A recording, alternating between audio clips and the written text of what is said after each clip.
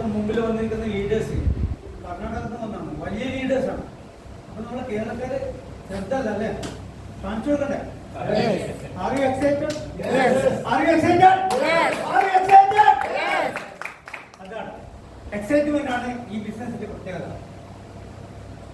ഈ എക്സൈറ്റ്മെന്റ് എന്ന് പറയുമ്പോൾ നമുക്കൊക്കെ ഒരു ആകാംക്ഷയുണ്ട്. ഇതിൽ ആരാണ് ജോബ് ചെയ്യുന്ന ആരാണോ? ജോബ് ചെയ്യുന്നവർക്ക്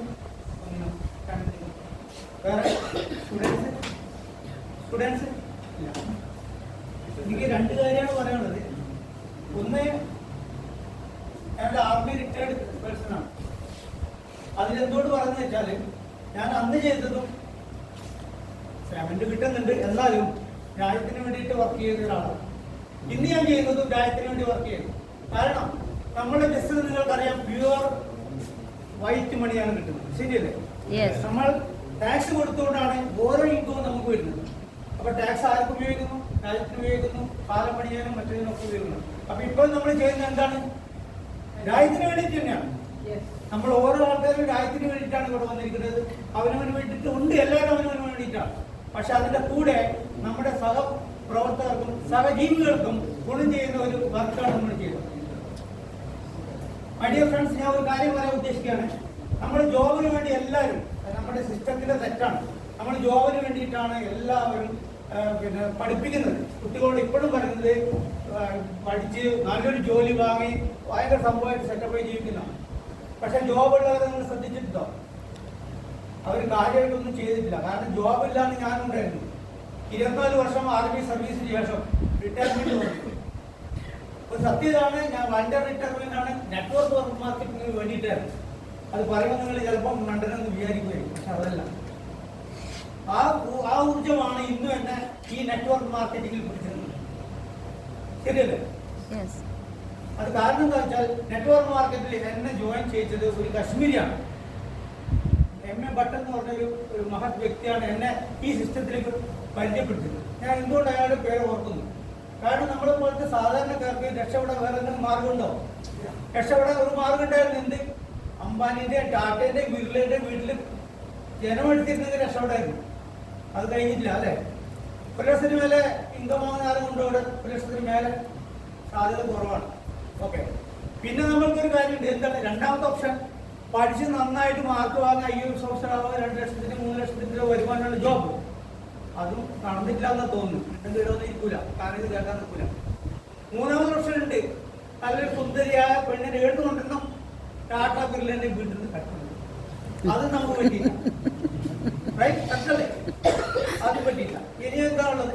സാധാരണക്കാരൻ അസാധാരണക്കാരൻ എന്താ വഴിയിൽ ബിസിനസ് തുടങ്ങാം. പക്ഷെ അത് നിങ്ങൾക്ക് ഇൻവെസ്റ്റ് ഉണ്ടോ? 2-3 ലക്ഷം കോടികൾ ബിസിനസ് ഉണ്ടെങ്കിൽ, ഇൻവെസ്റ്റ് ഉണ്ടെങ്കിൽ ഇൻവെസ്റ്റർ ആവാം, ബിസിനസ്സുകാരാവും. അതും നമ്മളെ ഓപ്ഷൻ. പിന്നെ നമ്മളെ പോലെ സാധാരണക്കാരനെ ഒരു വലിയ കോടിപതിയാക്കാനുള്ള ഒരു ഓപ്ഷനാണ് നെറ്റ്വർക്ക് മാർക്കറ്റിംഗ്. ഇത് ഒരു കോടി മാത്രമല്ല. ഇത് നമ്മൾ വിചാരിക്കുന്നത് വെച്ചാൽ നമ്മൾ ചെറിയ ആൾക്കാരാണ്, ചെറുതല്ല. ഈ നെറ്റ്വർക്ക് മാർക്കറ്റിങ്ങിലൂടെ നിങ്ങളുടെ വീട്ടിന്റെ, നിങ്ങളുടെ കുടുംബത്തിന്റെ ഇതുവരെ ആരും ചെയ്യാത്ത കാര്യമാണ് നിങ്ങൾ ചെയ്യാൻ പോകുന്നത്. നിങ്ങളുടെ സെക്ഷനെ മാറ്റി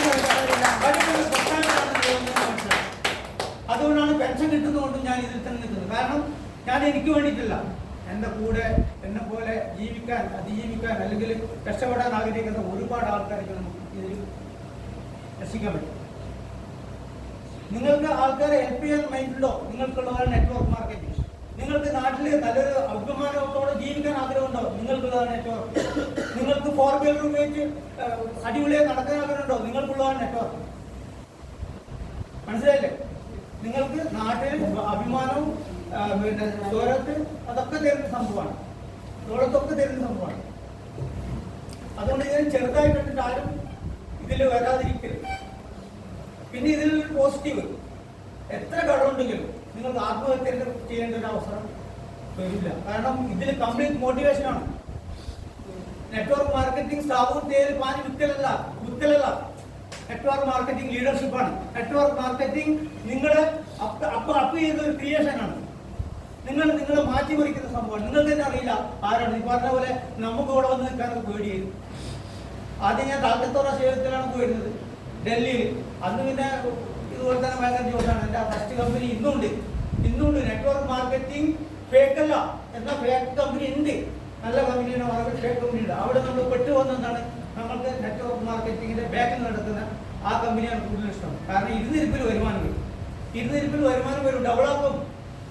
അതിൽ പൈസ പോയ പലരിൽ നെറ്റ്വർക്ക് മാർക്കറ്റിംഗ് ഫേക്കാണ്, മണിച്ചീനാണ് വരുന്ന ആൾക്കാരും വളരെ സങ്കടത്തോടുള്ള സംഭവമാണ്, ശരിയല്ലേ?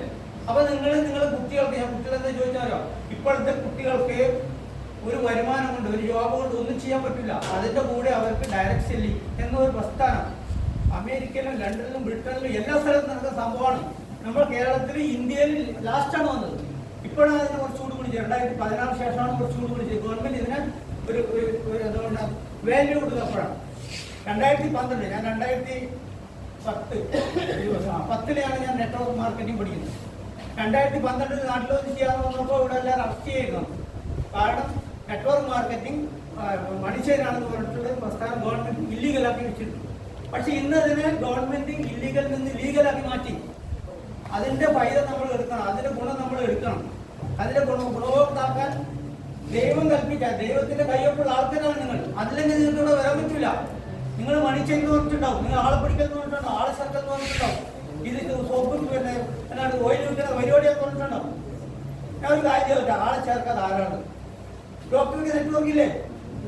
ആദ്യം വന്ന 2 പേര്, ഒരാള് 4-5 പേരോട് പറഞ്ഞിട്ടാണ് ഡോക്ടർക്ക് നെറ്റ്വർക്ക്. നിങ്ങളാണ് ആദ്യം പോയത്. പക്ഷെ ഒരു 5 കൊല്ലം കഴിഞ്ഞിട്ട് നിങ്ങൾ കുട്ടീനെ കൊണ്ട് സുഖമില്ലാകുമ്പോൾ ഡോക്ടറിന് പ്രിയോറിറ്റി തരുമോ?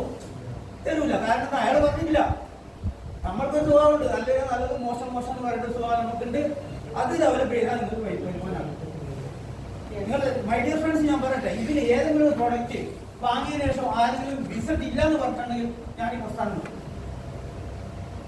അതുപോലെ നിങ്ങൾക്ക് ഇതിൽ നിന്ന് ഏതെങ്കിലും പ്രോഡക്റ്റ്, നിങ്ങൾ ഇഷ്ടമുള്ള 4-5 പ്രോഡക്റ്റ് പ്രൊമോട്ട് ചെയ്താൽ മതി, നിങ്ങൾ കോടിപതിയാവും.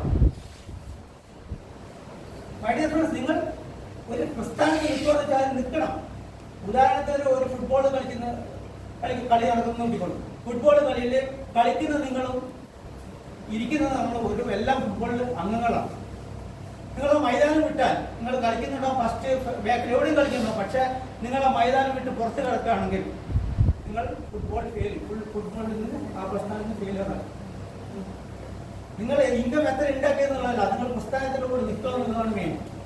ഈ ഇൻഡസ്ട്രി നിങ്ങൾക്ക് 3 വർഷം ചെയ്താൽ 30 വർഷം ചെയ്യുന്ന ഫലം നിങ്ങൾക്ക് 3 വർഷം കൊണ്ട് തരുന്ന ഇൻഡസ്ട്രിയാണ്. പക്ഷെ 3 വർഷം നിങ്ങളുടെ അപ്ലൈ പറയുന്ന പോലെ അപ്ലൈൻ്റെ കൂടെ, അല്ലെങ്കിൽ അപ്ലൈ ഇപ്പം ജോയിൻ ആനാക്കിയാലും സുജിത് സാറാണ് കൂടുതൽ മനസ്സിലാക്കുന്നത് വെച്ചാൽ അവരെ കൂടെ പോവാം. മെൻഡർ അതായത് നിങ്ങൾ ആര് ജോയിൻ ആക്കിയാലും അവർ അപ്ലൈ ആണ്. പക്ഷെ മെൻഡർ ഉണ്ടാവും, അതിൽ സക്സസ് ആയ ആൾക്കാരുണ്ടാവും, അവരെ ഫോളോ ചെയ്യണം. അങ്ങനെയൊക്കെയുള്ള കുറേ കാര്യങ്ങളാണ്, മനസ്സിലായില്ലേ? പിന്നെ ഞാൻ പറയാം, ഇതിൻ്റെ ഒരു ഉദാഹരണം വെച്ചാൽ നമ്മളിപ്പോൾ പറയുകയാണെങ്കിൽ, ഞാൻ കുറേ ഉണ്ട് എൻ്റെ ചരിത്രങ്ങൾ. ഞാൻ നെറ്റ്വർക്ക് മാർക്കറ്റിംഗ് ഇതിൽ വന്നത് 2021 ജനുവരിയിലാണ്. അതുകൊണ്ട് ചെറിയ ജനുവരി 1-നാണ് വന്നത്. ജനുവരി 2021. 1-2 വർഷം, 1.5 വർഷം വർക്ക്.